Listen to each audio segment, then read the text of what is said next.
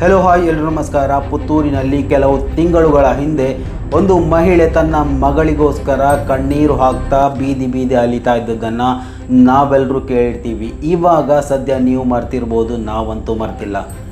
ಹಿಂದೂ ಮುಖಂಡರೆನಿಸಿಕೊಂಡವರು ಮರ್ತಿರ್ಬೋದು, ಆದರೆ ನಾವಿನ್ನೂ ಮರ್ತಿಲ್ಲ ಆ ಒಂದು ಮಹಿಳೆಯನ್ನು ನಿರಂತರ ಬೇಟೆಯಾಡ್ತಾ ಇರುವಂತಹ ಸಹಪಾಠಿಗೆ ದ್ರೋಹ ಮಾಡಿ ಪ್ರೀತಿಯ ವಂಚನೆಯ ಜಾಲದಲ್ಲಿ ಸಿಲುಕಿಸಿದಂತಹ ತನ್ನದೇ ಸ್ನೇಹಿತನ ವಿರುದ್ಧ ಇವಾಗ ಕಾನೂನು ಹೋರಾಟ ಮಾಡ್ತಾ ಇರುವಂತಹ ಆ ಒಂದು ಸಂತ್ರಸ್ತೆ ಹೆಣ್ಣು ಮಗುವಿಗೆ ನ್ಯಾಯ ಕೊಡೋಕೆ ಯಾರೂ ಮುಂದೆ ಬರ್ತಾ ಇಲ್ಲ. ವಿಶ್ವಕರ್ಮ ಸಮಾಜದ ರಾಜ್ಯಾಧ್ಯಕ್ಷರಾದಂತಹ ನಂಜುಂಡಿ ಸರ್ ಅವರು ಇವಾಗ ಅವರಿಗೆ ಬೆನ್ನೆಲುಬಾಗಿ ನಿಂತಿರುವಂಥದ್ದು. ಸೊ ಇವೆಲ್ಲ ವಿಚಾರದ ಬಗ್ಗೆ ಸಂಕ್ಷಿಪ್ತವಾಗಿ ಒಂದು ಮಾಹಿತಿ, ಒಂದು ಸಂದರ್ಶನ ರೀತಿಯಲ್ಲಿ ನಿನ್ನೆ ದಿನ ಮಹತ್ವವಾದಂತಹ ಒಂದು ಬೆಳವಣಿಗೆ ನಡೆಯಿತು. ಸೊ ಆ ಒಂದು ಬೆಳವಣಿಗೆಯಲ್ಲಿ ಈ ಒಂದು ಸಂತ್ರಸ್ತ ಕುಟುಂಬದ ಪರವಾಗಿ ಆ ಒಂದು ವಿಶ್ವಕರ್ಮ ಸಮಾಜದ ರಾಜ್ಯಾಧ್ಯಕ್ಷರನ್ನು ಕೆಲವು ಪ್ರಶ್ನೆಗಳನ್ನು ಕೇಳಲಾಯಿತು. ಅಂದರೆ ಯಾವ ರೀತಿಯಲ್ಲಿ ಈ ಒಂದು ಕುಟುಂಬಕ್ಕೆ ನೀವು ರಕ್ಷಣೆಯನ್ನು ಒದಗಿಸಿಕೊಡ್ತೀರಾ, ಯಾವ ರೀತಿಯಲ್ಲಿ ನ್ಯಾಯವನ್ನು ಒದಗಿಸಿ ಕೊಡ್ತೀರಾ ಎನ್ನುವಂತಹ ವಿಚಾರದ ಬಗ್ಗೆ ಕೆಲವೊಂದು ಪ್ರಶ್ನೆಗಳನ್ನು ಖಡಕ್ಕಾಗಿ ನಾವು ಕೇಳಿದ್ದೇವೆ. ಸೊ ಆ ಒಂದು ಪ್ರಶ್ನೆಗಳಿಗೆ ಆ ಒಂದು ನಾಯಕರು ಯಾವ ರೀತಿಯಲ್ಲಿ ಉತ್ತರಿಸ್ತಾ ಇದ್ದಾರೆ ನೋಡಿ.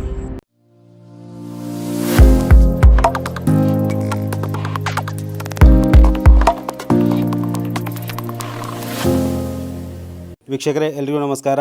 ಇವತ್ತು ಪುತ್ತೂರಿನಲ್ಲಿ ನಡೆದಂತಹ ಆ ಒಂದು ಸಂತ್ರಸ್ತೆ ಹೆಣ್ಣು ಮಗುವಿನ ಆ ಒಂದು ಮನೆಯಲ್ಲಿದ್ದೇವೆ. ಇವತ್ತು ಇಲ್ಲಿಗೆ ನಮ್ಮ ನಂಜುಂಡಿ ಸರ್ ಅವರು ಬಂದಿದ್ದಾರೆ. ಸೊ ಇಲ್ಲಿ ಹಲವಾರು ನಾಯಕರುಗಳು ಕೂಡ ಇದ್ದಾರೆ.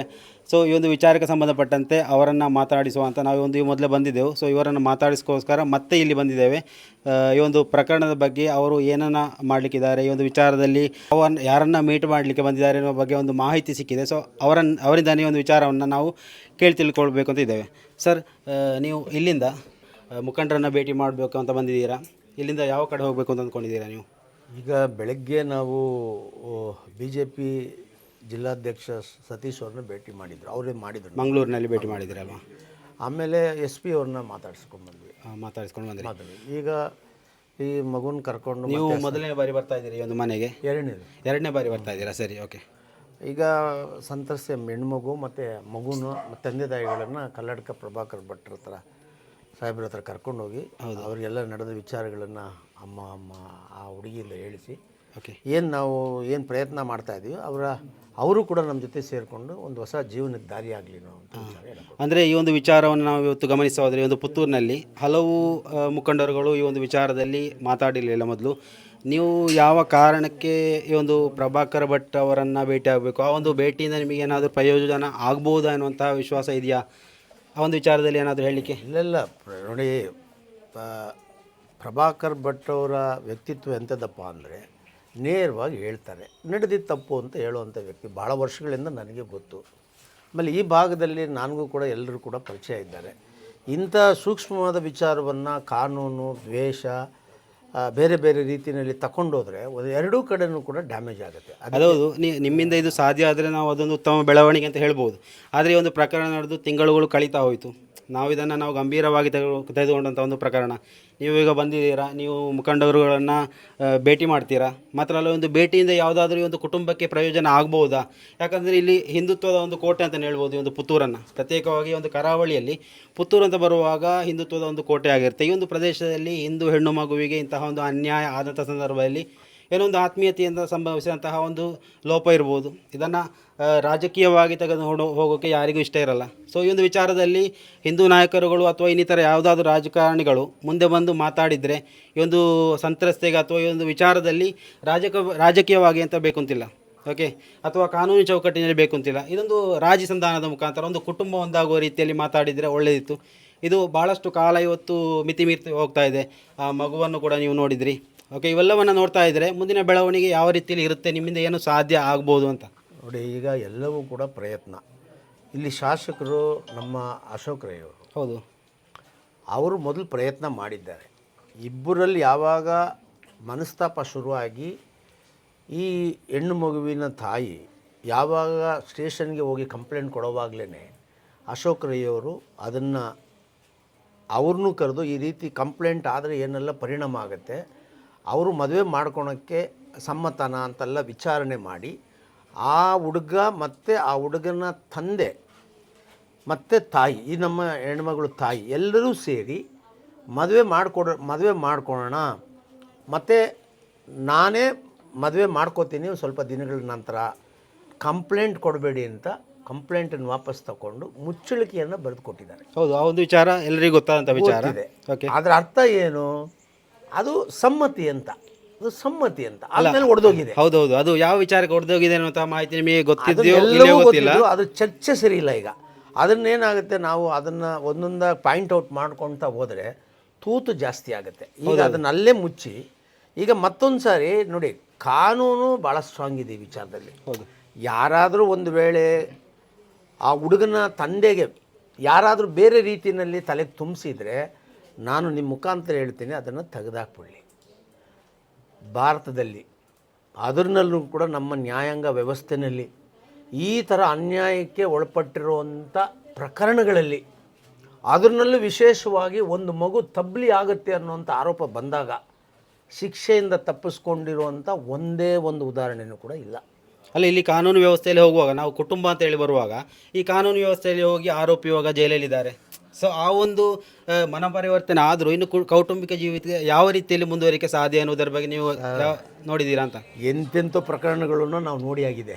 ಹೌದು, ಒಂದೇ ದಿವಸದಲ್ಲಿ ಮದುವೆ ಆಗಿ 2ನೇ ದಿವಸಕ್ಕೆ ಡಿವೋರ್ಸ್ ತಗೊಂಡಿರೋದು ನೋಡಿದ್ದೇವೆ. ಡಿವೋರ್ಸ್ ಆಗಿರೋರು ಮತ್ತೆ ಒಂದೇ ಆಗಿ ಜೀವನ ಪೂರ್ತಿ ಚೆನ್ನಾಗಿರೋದು ನೋಡಿದ್ದೇವೆ. ಅದು ಇದರಲ್ಲಿ ಏನು ತಿಳ್ಕೊಬೇಕು ನಾವು ಅಂದರೆ, ಅವರಿಬ್ಬರ ಮನಸ್ಸು ಯಾವ ರೀತಿ ಆ್ಯಕ್ಟ್ ಆಗುತ್ತೆ ಅವಾಗ ಅನ್ನೋದ್ರ ಮೇಲೆ ಜೀವನನೇ ನಿಲ್ಲುತ್ತೆ. ಹೌದು, ಅದೇ ನಿಮ್ಮ ಒಂದು ಈ ಒಂದು ಇಲ್ಲಿಗೆ ಆ ಒಂದು ಬಂದದನ್ನು ನೋಡಿ ನಮಗೆ ಖುಷಿ ಆಯಿತು. ಯಾಕಂದರೆ ನಿಮ್ಮ ಒಂದು ಎಂಟ್ರಿ ಏನಿದೆ ಅದರಿಂದಾಗಿ ಒಂದು ಸಂತ್ರಸ್ತೆ ಕುಟುಂಬಕ್ಕೆ ಅಥವಾ ಆ ಒಂದು 2 ಕುಟುಂಬಕ್ಕೆ ನ್ಯಾಯ ಸಿಗ್ಬೋದು ಅನ್ನುವಂತಹ ಭರವಸೆ ಕೂಡ ನಮಗಿದೆ. ಯಾಕಂದರೆ ಯಾವ ಆ್ಯಂಗಲಲ್ಲಿ ಇವತ್ತು ನಾವು ಪುತ್ತೂರಿನ ನಾಯಕರೊಂದಿಗೆ ನಾವು ಈ ರೀತಿ ಮಾತಾಡೋಕ್ಕೆ ಹೋಗೋದಿಲ್ಲ. ಯಾಕಂದರೆ ನಮಗೆ ಅವರ ವರಸೆಗಳು ಗೊತ್ತಿವೆ.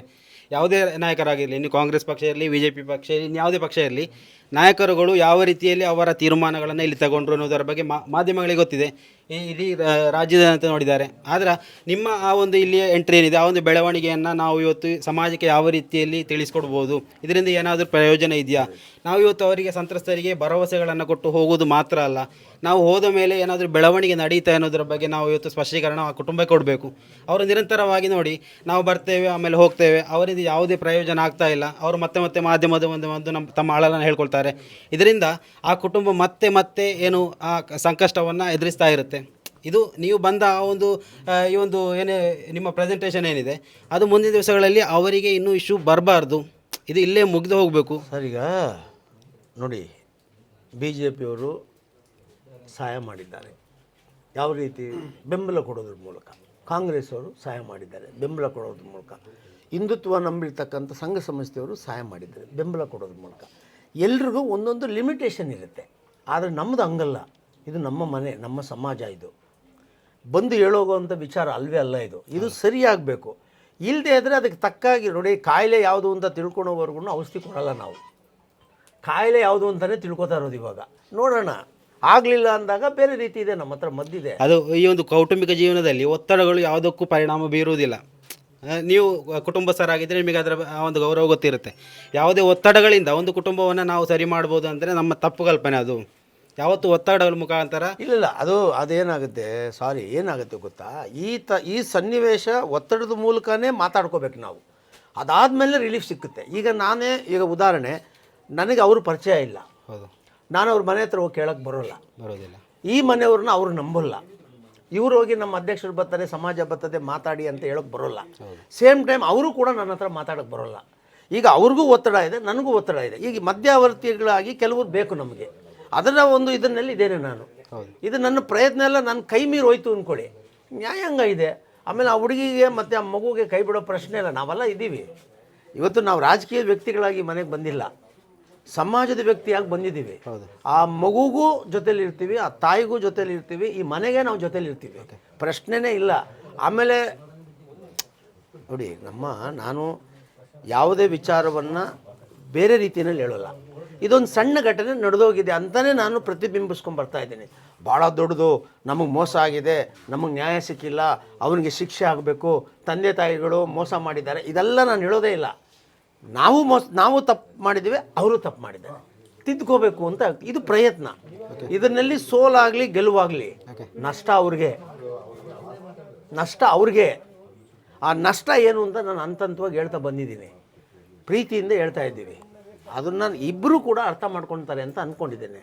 ಮುಂದಿನ ದಿನಗಳಲ್ಲಿ ನಿಜವಾಗ್ಲೂ ಬದಲಾವಣೆ ಆಗುತ್ತೆ.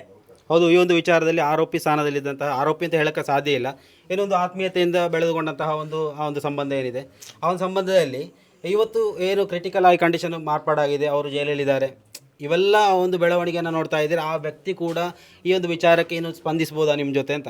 ಸರ್, ಈಗ ಅವ್ರ ಪಾಪ ಹುಡುಗ 21 ವರ್ಷ ಸರ್, 35 ವರ್ಷ ಆಗಿದ್ರೆ ಅನುಭವ ಅನ್ಬೋದು. 21 ವರ್ಷ ಏನೂ ಗೊತ್ತಿಲ್ಲ. ಆಮೇಲೆ ನಿಮಗೆ ಎಷ್ಟು ಜನ ಮದುವೆ ಆಗಿರೋರು ಗೊತ್ತಾಗ್ತದೆ, ಪ್ರೀತಿಸಿದ್ರೆ ಮಾತ್ರನೇ ಮಕ್ಕಳಾಗೋದು. ಹೌದು, ಸುಮ್ಮನೆ ಹಿಂಗೆ ನೋಡ್ಬಿಟ್ಟು ಒಂದು ಸಾರಿ ಹಿಂಗೆ ಬಂದುಬಿಟ್ಟು ಹೋಗ್ಬಿಟ್ರೆ ಆಗೋಲ್ಲ.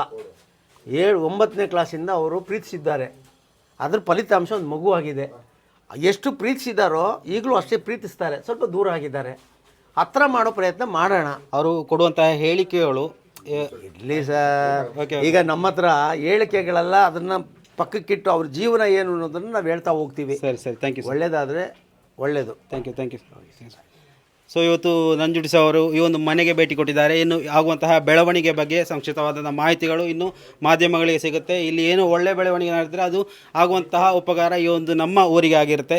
ಏನು ಈ ಒಂದು ವಿಚಾರದಲ್ಲಿ ಬೆಳವಣಿಗೆ ನಡೀತದೆ, ಎಲ್ಲದಕ್ಕೂ ನಾವು ಕೂಡ ಸ್ಪಂದಿಸ್ತೇವೆ. ಏನು ಯಾರೆಲ್ಲ ಈ ಒಂದು ವಿಚಾರದಲ್ಲಿ ಕೈ ಜೋಡಿಸ್ತಾರೆ ಎಲ್ಲರ ಜೊತೆ ನಾವು ಕೂಡ ನಿಲ್ತಾ ಇರ್ತೀವಿ. ಮಾಧ್ಯಮದವರು ಕೂಡ ಇಲ್ಲಿ ಬಂದಿದ್ದಾರೆ. ಸೊ ಎಲ್ಲದಕ್ಕೂ ಒಂದು ಸುಖಾಂತ್ಯ ಆಗಬೇಕು. ಈ ಒಂದು ಪ್ರಕರಣದಲ್ಲಿ ಒಳ್ಳೆ ರೀತಿಯಲ್ಲಿ ಕೌಟುಂಬಿಕವಾಗಿ ಒಂದು ಏನು ಕಾನೂನು ಆ ಥರ ಈ ಥರ ಅಂತಲ್ಲ, ಒಂದು ಕೌಟುಂಬಿಕ ರೀತಿಯಲ್ಲಿ ರಾಜಿಯಲ್ಲಿ ಮುಗಿದು ಒಳ್ಳೆಯ ಒಂದು ಬೆಳವಣಿಗೆ ನಡೆದರೆ ಎಲ್ಲರಿಗೂ ಒಂದು ಉತ್ತಮ ಸಂದೇಶ ಅಂತ ಹೇಳ್ಬೋದು. ಇನ್ನು ಇರುವಂತಹ ಒಂದು ಸಮಾಜಕ್ಕೆ ಕೂಡ ಕೊಡುವಂತಹ ಒಂದು ಉತ್ತಮ ಸಂದೇಶ ಅಂತ ಈ ಒಂದು ವಿಚಾರದ ಮುಖಾಂತರ ಹೇಳ್ಬೋದು. ಸರ್, ಮಮ್ಮ ಬಾ ತಗೊಳ್ಳಿ ಅಣ್ಣ.